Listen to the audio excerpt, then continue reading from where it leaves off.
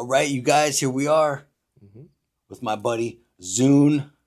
Welcome to Wandering Monk Fit podcast, brother.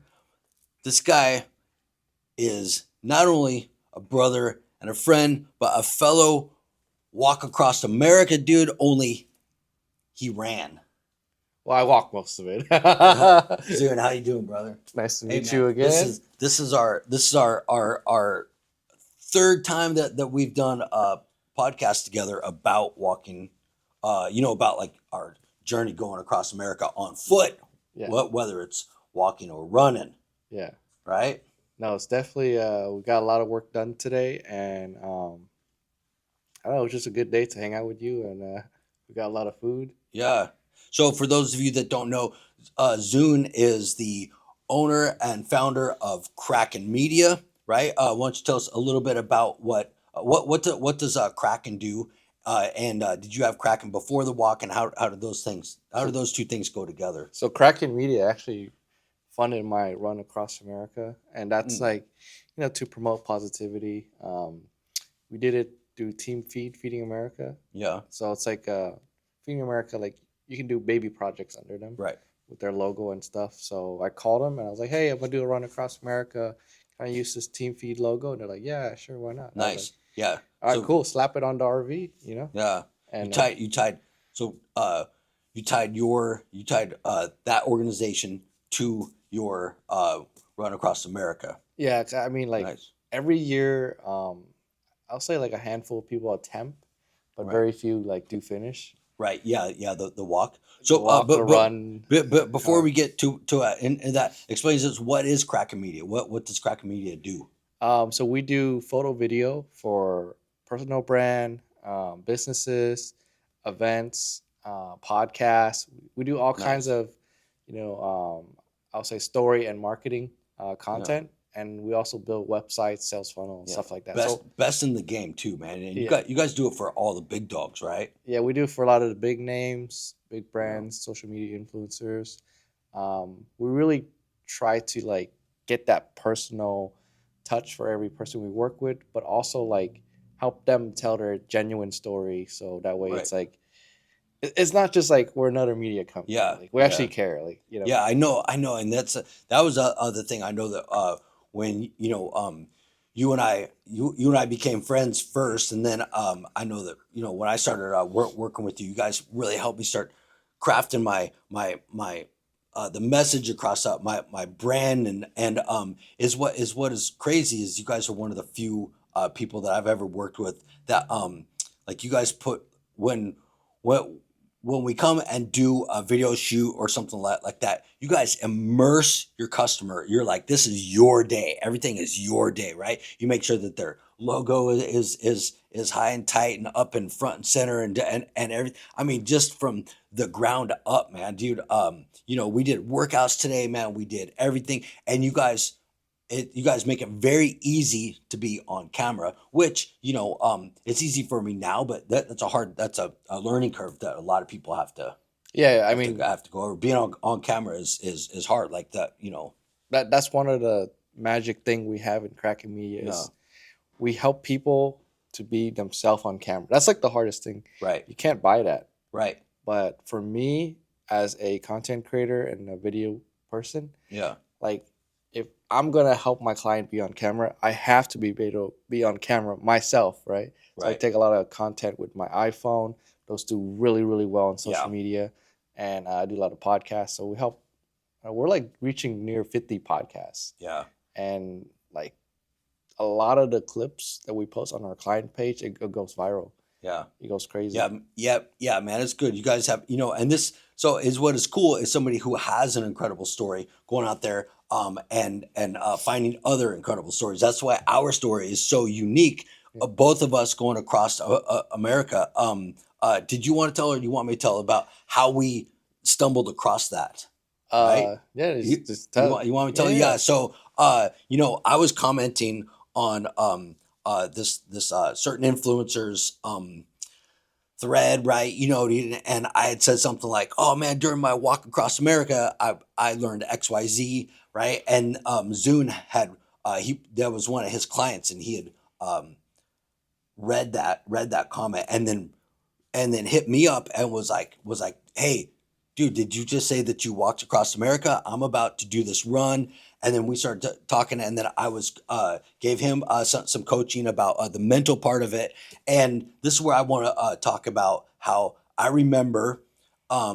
So I had already finished my walk across America, and it was like a year or two already, you know. So the weight of what it of the magnitude of the thing that I had just done hadn't really landed on me yet, right? You know, that I had actually walked across the entire continent. You know, it took like about 2 to 3 years for it to really sink in. And so when I was talking to you and getting you geared up, I remember what I remember you were a few weeks in and we were messaging, and I remember you just being like, it's way harder than what people think. Oh yeah. This is way freaking harder. Yeah. And you were like, oh my God. And I was like, bro, just keep going, man. Yeah, right? yeah. Like, you know? that was the hardest thing I've ever done, to be honest. Yeah, you know,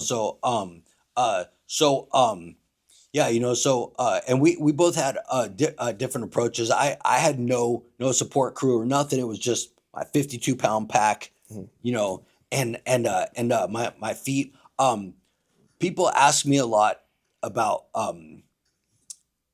what I did to overcome quitting, and I told them, and I think that this question better suits you, because I tell people I did quit like 8 times, but the difference is I had no crew, so my quitting was like I quit, but I still had to walk for fucking 3 days to get to the place that I needed to go, because I had no ride. Nobody was You gonna literally come. had Yeah.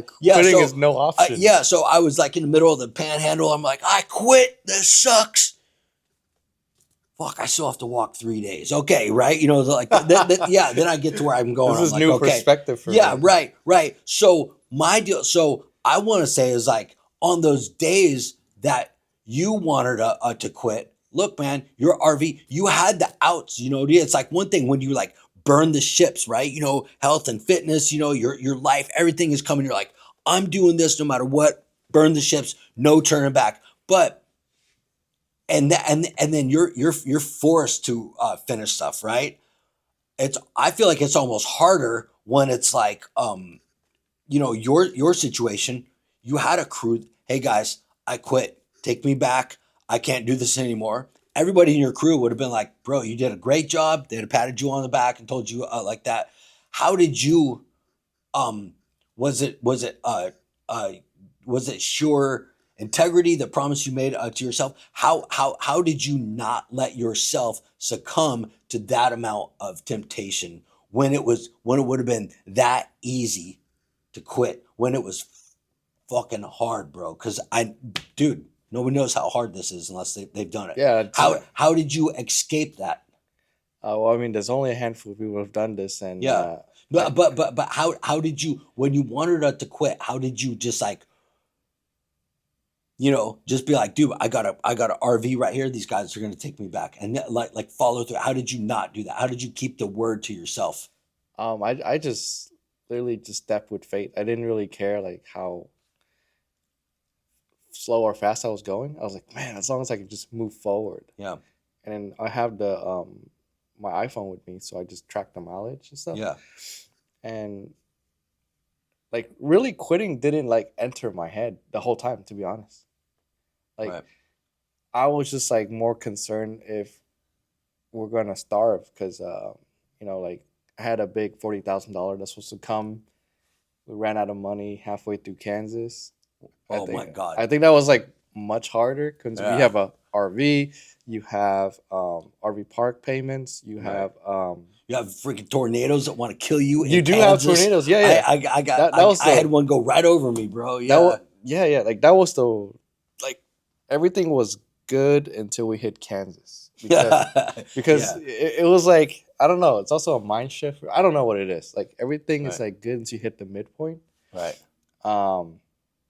And yeah, because like I had a lot of cash. I was like, hey, we're Right. good. Right. Food.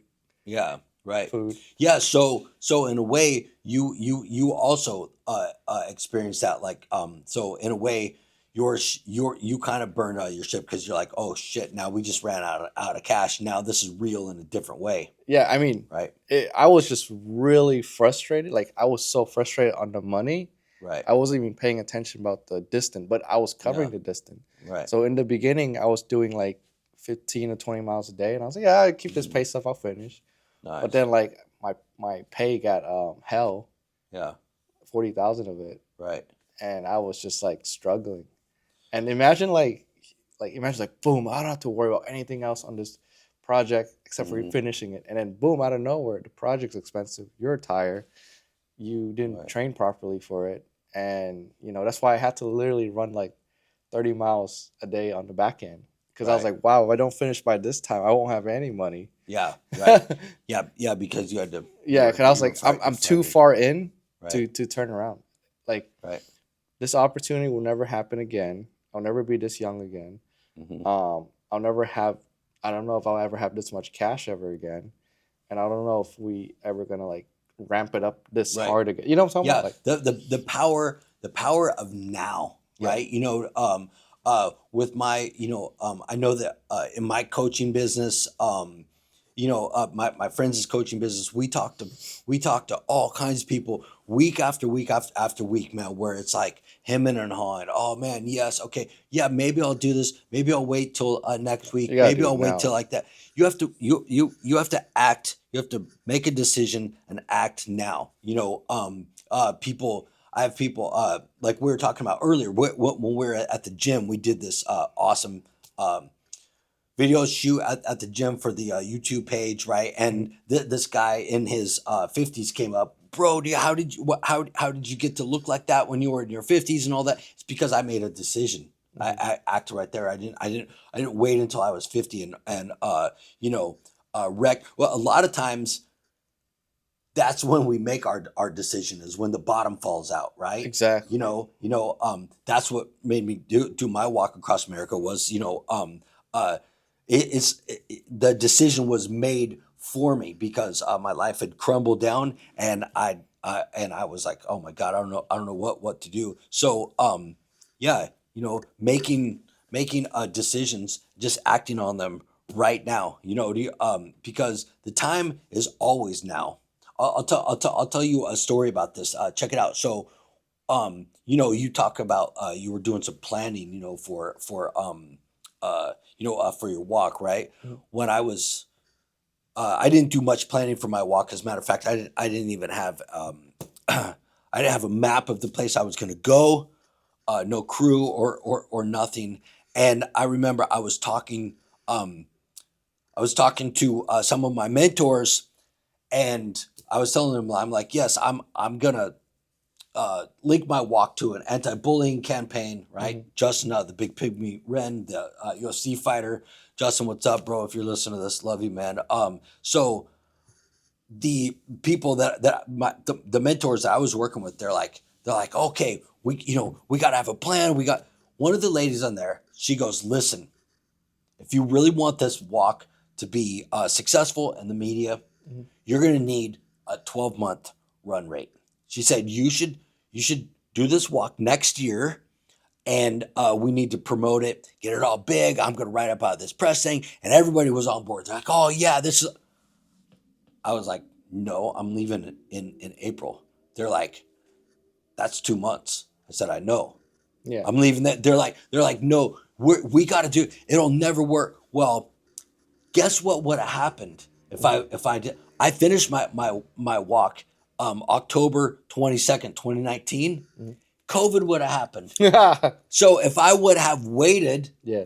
just like you just said, you may never get that opportunity Exactly. again. Exactly. That's the premise of my story. And I think about that. I'm like, when I'm about to make a decision, I was like, I mean, who would ever? Oh yeah, if you don't do it now, the entire world is going to shut down, or you'd be like, entire world's not going to shut down. What the fuck are you talking about? Like Yeah. what? Right? But it did, right? So that was the time. That was the one time. Like you will never get this opportunity again. I think you should wake up every fucking single day and live life like that. I'm never gonna get this opportunity again to feel good, right? To hug my husband, my wife, my boyfriend, my girlfriend, right? Pet my dog, go look at the sun, go feel everything, to bask in every part of the day. What if you don't ever get that again? Yeah, no, 100%. I mean, you know, a lot of people, they let even I work with a lot of clients, right? On projects and stuff. I see that. I see like, oh Right. man, yeah, I'm gonna post that tomorrow. Yeah. Oh, I'm gonna do that tomorrow. Tomorrow Today, turns right into now. 8 months later. Today, right now. Yeah. Exactly. Like the power of now. I think the way you put it was like perfect. Right. Because like everyone just talks so much, and I get so tired of it. And then you know what I'm talking about? Like Yeah. we're in Yeah. like a community Yeah. where a lot of people just talk too. A lot Right. of business owners just Right. talk. And I think too, with like I think that and here I think there's those people that just talk a lot like that. And then I think that there's I think that right now in the state of um the state of the way that our culture is right now, I think most people do it without even realizing, because they are stuck in the analysis paralysis that comes with the vastness of social media, right? So like, hey, listen, if you're gonna do this, then you got to fill out this form, and you got to do this, and you got to do this, or you could just freaking like, hey, Yeah. I'm gonna start this business. Well, how do you do it? Go get a business license and go get a customer. That's it. Freaking, but I don't know how to do the thing yet. Get the customer first, figure it out. Yeah, Google. Right? Google. Yeah, it's just like go, it's like go live your life um accordingly, right? So back when I was a big heavy metal fan, there's a heavy metal band, one of the best out there. Everybody knows them, called Mastodon, and they have the one of the lyrics in their song is like, you have to live your life with a vengeance. Yeah. You know, Like honestly, like you have Carpe to. diem, seize the day. Yeah, you have to, because like when I like talk about ramping up for the run, a lot of people told me Right. too. Like, even like they're like, oh yeah, you should do like a campaign and stuff. I'm like, I might miss this opportunity. Right. Like everyone's like, oh, you should like run a marathon. I ran the first marathon Right. on that run. Oh yeah, right. I Yeah. never done a marathon before. Yeah, man. Yeah, that's another thing too, man. Is you know uh that's another thing too. Is you don't have to be an expert to get started. You don't have to. Dude, I was a professional drummer, right? Professional musician, touring all around, right? Playing music everywhere.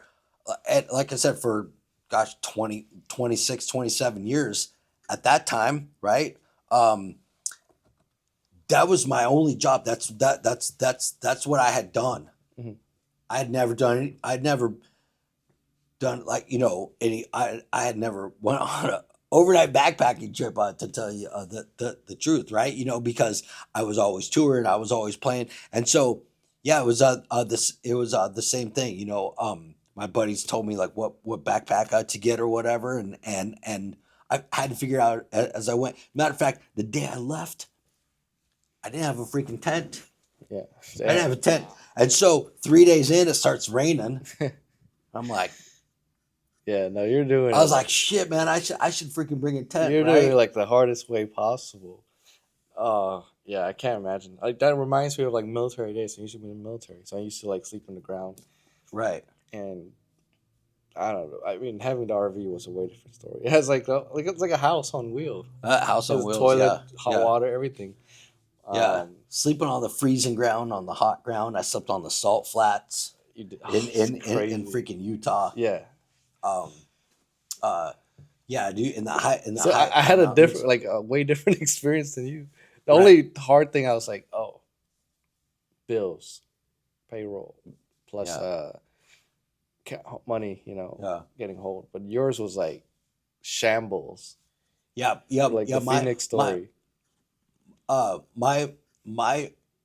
My journey about my walk across America was what was it was a um it was a story of hope, resilience, and really broken man that walked and died and became reborn and just completely uh, renewed. Right? That's why we say the power is within, because what I was searching for, I found out was already inside of me. I didn't have to, but it took breaking me completely wide open, being isolated for weeks at a time, right? Walking with bloody feet, starving stomach, everything, right? To figure out that everything that I needed was, I didn't have to search for it. It was already right there.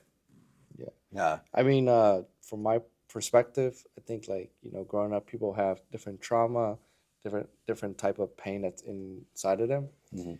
But if the pain inside of you is more painful than the external world, I think you endure that or are able to endure that, you can conquer the outside world no problem. It is, yeah, yeah, So whatever in you was yeah, already more painful than that journey. yes. And that, and listen, that's yeah, yeah, you're spot on with that. I talk about this in my book. I remember I had these reporters when I was going through Oklahoma. Because I'd walked up to Niagara Falls, and from Niagara Falls down to Oklahoma City, and my feet were bleeding. I had blood coming out of my shoes when I was walking. Man, my hips were all messed up, and I'd fallen off a 40-foot cliff, and I was just all There. wrangled up, right? And they were like, "Oh my God, how are you walking through this?" Well, how are you walking How through are you this? alive? Yeah, and walking out through this much pain, and how are you doing this? And I remember it's what you just said was so relevant, because I was like, um, the whole reason why I was going through that walk, I'd lost my career, I lost my family, I lost everything, I lost my identity, I lost everything. So the pain that I was carrying in my heart had engulfed every aspect of my being, so much so that the physical pain in my body, the pain in my knees and my feet and everything, didn't feel like pain at the time. It felt like, for the first time in years, it felt like life. And it was almost erotic. It was almost laughable. I was like, "Oh my God, I am alive," because I was numb and I was dead inside. And I was, it's not my proudest moment and everything, but I was walking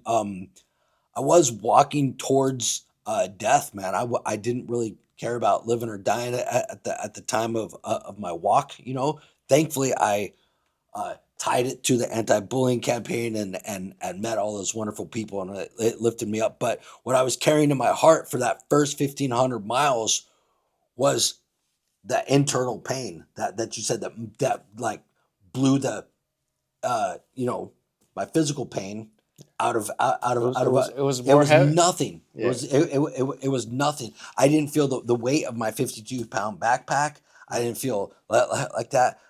But the further I got, The and the, lighter. and the more enlightened I got, yeah, man, the more that the pain on the inside went away. I got this strength and this confidence, and I was like, oh, and then I completely rebuilt myself, and then uh, I found forgiveness, and I found all of this great stuff, and then that's when I found that the power is within me, power is within you, Mhm. and all that. So hey, we're gonna wrap this up, bro. We could probably talk forever. Before we wrap this up, let's tell two. What are dude? What are two? Or you tell me one. I'll tell you one, and then you tell me one. Of the gnarliest stories, like gross or whatever, that happened during your walk. Because it's kind of a gross thing. Dude, like you're dirty, you're freaking all of this stuff. What's one of the gnarliest things that happened? What? mine's both gnarly and embarrassing, but I don't know. I mean, go ahead. I was, Do you got any ones that was just so gnarly? I was. You're gonna love this one. Okay, all right, yeah, dude, let's do Okay, it. so like it was like the end of my it was like coming into like Arizona or New Mexico. I can't remember which state it was, Yeah, but I was just running and I was like, all right, we got like two more miles. I feel like just marking the spot here and just continue tomorrow. Mhm. I see this crackhead lady walking like that, right? yeah, And I was like, wait, she was behind me. I took a break. She's like all the way up that hill. I'm like, holy shit, she's a crackhead and she's beating me. Oh my god. Oh, I was like Yeah. pissed. So I went and got some like Gatorade and stuff. Yeah. I keep going and I was like, I make sure when I passed her, I gave her some Gatorades and snack. But in my mind, I was like, there's no way. Like, I'm geared up. Like, I have hydration pack. I got Nike Yeah. shoes on. I got Right. I'm geared for Oh, it. man, She's dude. walking like this. She's on that. She's on that good meth, huh? She's on something, like she didn't have any teeth. I did say like, like, hey, eat some Yeah. snacks to be careful. Right. But she was going exactly, her stopping spot was Right. where I planned it. But she looked all crazy and stuff and tweaking, and she was going fast. I was like, Wow. this is embarrassing. Oh man. So that I got that. So you got beat by a crackhead. Well, I didn't let her beat me. I made sure I passed her. Oh, okay, good. So I made it to my destination. I was gonna give up at 18 Yeah. miles or something like that. Like, I was like, you know what? I'm gonna do an extra 2 miles just because this freaking lady is. Yeah, the sun was going down. She was Yeah. going crazy. But yeah, that oh was. man. Yeah. Gosh, man, that's that's a good one. That's wholesome compared to mine.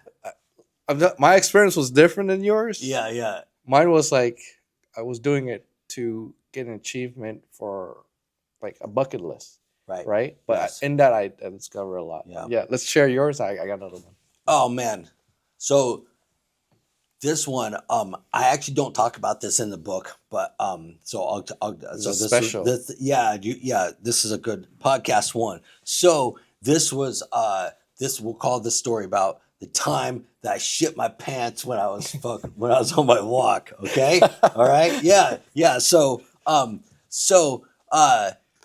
it was I was walking out of Indiana. Okay, I remember that and site. I've been yeah, there. dude, and Indiana was brutal, bro. That's where I got caught in the flood. I got caught, I got washed away in this flood and almost died. I got caught in this thunderstorm that hit this tree that I was sleeping under, man, and the fucking tree exploded, dude. I mean, it was crazy. I could not wait to get out of Indiana, and so this one particular morning, I was walking, and I had pretty much only been eating sardines and oatmeal, right? And I was so sick of that coffee, sardines, and oatmeal. And it had been raining on me, and it was the first sunny day. And I remember I was walking, and I saw this gas station. I was like, "Oh, thank God! I'm gonna." I had like this row of cornfields on the side of me, and I've been walking next to cornfields for seemed like forever, right? So I see this gas station. I'm like, oh yes, I'm gonna go get some water and some ice, right? And just see what snacks they had. And went in there, dude, they had fresh fruit. They had grapes, and I had not had fresh fruit. I hadn't had for so long. I was like, oh my God. And now mind you, this was about an hour after I had woken up. I'd already drank a bunch of coffee and stuff. So I went in there and I grabbed those grapes, and I was so excited. Got them, and I had a long day. I needed to make about 30 miles that day, so I needed to get going. So I grabbed those grapes. I was like, next thing I know, I looked down and I was like, oh man, I must really love those grapes because I ate the entire bag. Right, it was this big ass bag of red grapes. I'm like, oh man, my stomach feels weird. All of a sudden, I'm like, oh my God, right? The cars are going by, and I'm looking over here, and there's cornfield cars. I'm like, my stomach's, I'm like, oh God, right? There's no bathroom around. I'm like, oh, and like normally, if I'm out in the middle of nowhere, but this is like a little town. There's people over there, cornfield. I was like, oh my God, I took my bag. I jumped off the side of the road, took my bag off, ran in to the cornfield. Just as I pulled my pants down, man, just like fire hose, man, just everywhere, dude. And I was like, no, God, no, uncontrollable, dude. My body was like, you do not need to be eating grapes, right? And so just completely shit myself. Luckily, I had I had some wipes with me, and I had another pair of uh, another pair of pants and stuff like that. So I was like, oh man, I was changing, um, wiped myself up, and I looked over there. The fucking farmer was coming to me on his on his 4-wheeler. He's waving, hey, what do you? And I was like, oh my God. And I mean, it's just reeking, right? There's already flies coming. I'm like, oh my God, dude, what the hell? So I was like, no. So I ran up to the road to distract him. And I noticed that when I ran up to the road, he ran up like that. So I ran across the other road, and then he goes across the other road, and he goes, hey, are you okay? And I'm like, look, and I'm like thinking, I can still smell shit all over me and everything. I was like, oh yeah, I'm fine, man. I'm walking across America. Oh yeah, I heard about you. Dude. And he's like, hey, I have some apples. You want some apples? I'm thinking like, oh God, no. I was like, yeah, thank you. And then he leaves, and he started going back down there. And I was like, I gotta get the freak out of here. So I just freaking walked to my next destination, which happened to have a hotel where I could freaking get my shit clean. So that was my I shit my pants story on the walk. Never told before. I mean, I did have a moment like that too. But see, that's what I was trying to get at, dude. Tell me your shit the pants story. Come on, man. I mean, it was at night, same situation. Yeah. It's like the same thing, right? But like at night, and I was like, oh my God, there's snakes everywhere. Oh yeah. Yeah. But, man. I did it real fast. Boom. And back on the road, like I'm running. There was dogs coming out. Yeah, bro. There's dogs in the farmland. Oh, I know, bro. I got chased by dogs all over. I had a whistle. Mm-hmm. My buddy, like if you have like one of the softball whistles, mm-hmm. I had these dogs jump over a fence, man. I was like, shh, like that, dude. Is what was scary. I had a pack of coyotes surround my tent for 3 nights in a row in the Oklahoma Panhandle. I feel like when you're playing a video game, yeah, you're playing it at an extremely hard level. I feel like I was probably playing at like hard, very hard. Hard, very hard, right? But I got a shower every night because the RV. I got like clean socks every night, clean laundry every night. Oh yeah. But yeah, I mean, I did found like I felt like I became closer to God on that journey. Right. And your confidence, like you said, I'm so chill now. Like I was like, anything can go wrong. I'm cool. The bucket list thing, though, your reason up for walking. Everybody who walks across America, they all have their own unique story, their own their own reason why. Sadly, there's been a handful of people who have gotten killed going across. There was a guy who did it to honor his son. And he got hit by a truck right outside of Colorado. It's an extremely dangerous thing. It is. I almost got hit many times. Oh yeah, bro. It was so gnarly. And I'll tell you what, dude. Worst drivers everywhere, dude. That almost killed me at like 5 times a day was in Utah. Really? Yeah, dude. Yeah, man. Utah. I would jump over guardrails. I had cars freaking hitting guardrails and all that.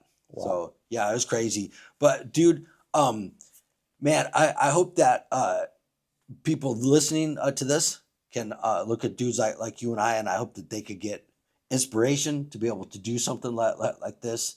Zune, bro, I'm grateful for you and our friendship, man. I love you, brother. Every time we hang out, man, it's the best. You're one of the few friends I have that like we chat during the week. What's up, bro? We're just freaking, we just check in on each other, man, and it's freaking. We understand because we went through the hardship. I mean, I would say I would like to watch kind of like a little like mini docu-series of like how much stuff you had to struggle. Right. That would have been pretty crazy. Yeah. Mine was just more like. But you did. You didn't quit. Oh yeah. Right. that's the message that I want to get through to everybody. So we're gonna wrap this up. Everybody, hey, listen, if you want to learn more about my walk, I'd invite you to check out my book, Way of the Wandering Monk. That was a name given to me by the internet, right? Because I had this stream of consciousness. I'm like, oh my God, right? Dude, they're like, bro, you're the wandering monk. And then that's, figuring out the universe while I'm walking, and then that also turned into to my mindset and fitness coaching company, which is helping people all over the world right now with the trifecta of strength, mind, body, and soul, right? And showing people that the power is within them to be able to change, to not quit, to do the thing that they were meant to do, to be strong, to be great, and everything. Zune, you're strong, you're great, you're a good friend. And dude, thanks for being on my very first episode of the Wandering Monk podcast. Hopefully I will get another one of these out soon, you guys. Thanks for watching. And right here in the Bay Area, I think the next one is going to be in my new home in Orlando, Florida, because I'm moving out to Florida because California Yeah, I'm moving too is soon. We'll figure is a it out. freaking dumpster fire, right? So, anyways, you guys, link up with me, Way of the Wandering Monk, on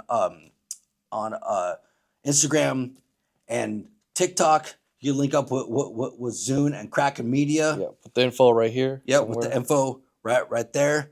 And again, you guys, I want you to never give up, right? Stay true. As David Goggins said, stay hard. Right? Yes, sir. The power is within you. Love you, bro. All right. Appreciate you.